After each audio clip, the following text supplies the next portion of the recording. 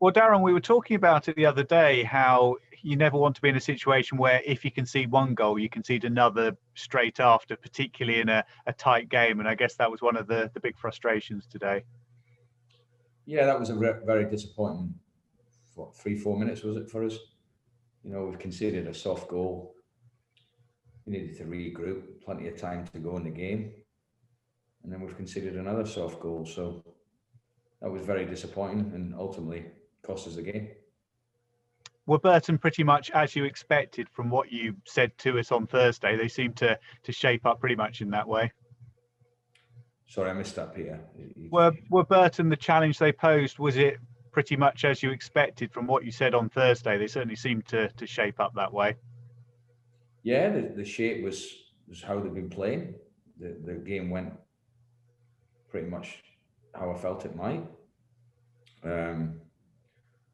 We had pretty much domination and possession.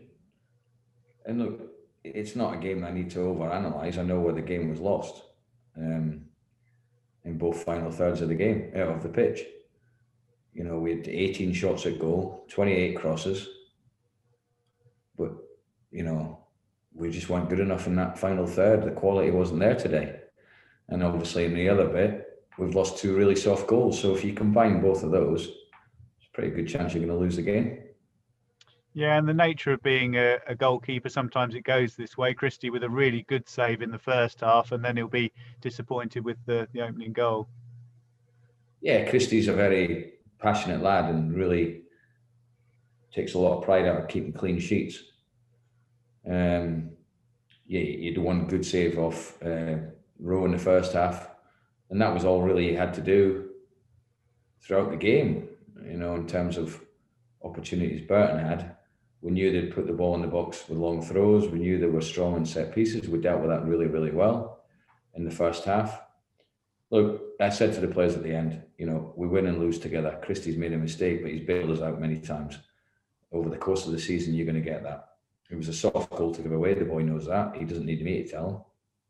So, yeah, it was disappointing result, disappointing performance, especially in both balls, really. But that can happen. Over the course of the season, that can happen. We can't get too down about it, just like we weren't getting too excited about the fact we have been on a very good run. But ultimately, in both boxes is where you win and lose games, and today we've lost it because of that. Yeah, and with Mo coming off the bench, if he can score the first of the 2 good chances he had, that gives you enough time to maybe change the complexion of the game as well. So as you say, those key moments just didn't run for you today. Yeah, even when we went 2-0 down, Peter, I felt even if we scored with 5 minutes to go, we'd get something out of the game. Obviously, we scored actually in the last kick of the ball, and it wasn't going to happen then. So even going into the last 10 minutes of the game, I felt, look, if we get a goal, we'll get something, I felt. Mo's had 2 great chances, for him. His movement was very good. I thought he did really well when he came on. Apart from putting the ball in the net, and the lad, his movement was good. He was brave. He knows that he's not played as many games as he'd like, or certainly start. But he put himself in those positions to miss the chances. I'd be more worried for a striker not to do that. And unfortunately, first one he's just not caught clean. Second one, just needs to take a bit off it.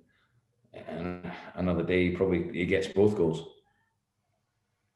In the end, it didn't count for all that much with Harrison Burrows getting his goal, but nice for him that yet again he's come off the bench, and as you'd always ask a sub to do, made an impact.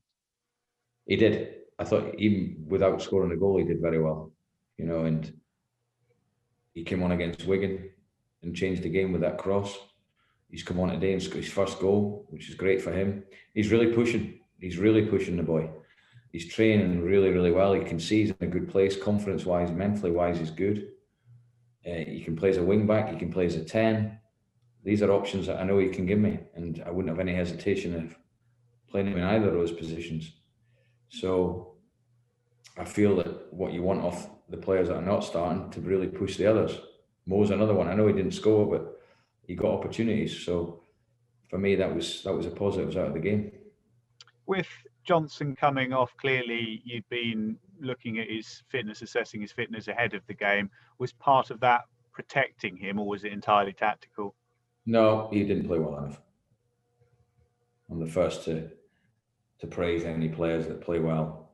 And today he didn't play well enough. He was fit. He had 2 scans in the last 3 days. He had another one yesterday. He did a bit of work this morning. Absolutely fine. And he knows himself. Again, great lad, Jono, and he's been fantastic for us this season. But I just felt that today he didn't do well enough. And really, that was probably the picture of the game in terms of the front players didn't do enough. I thought Dems was very lively. Wardy's crossing was erratic at times. And look, I'm just saying to you what I said to the players, and it can happen,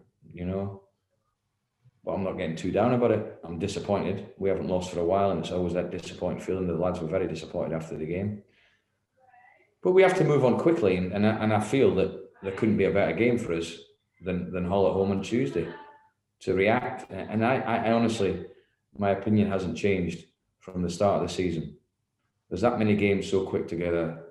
The season being the way it is, I feel the team that reacts to defeats will be the one that's probably going to end up being successful.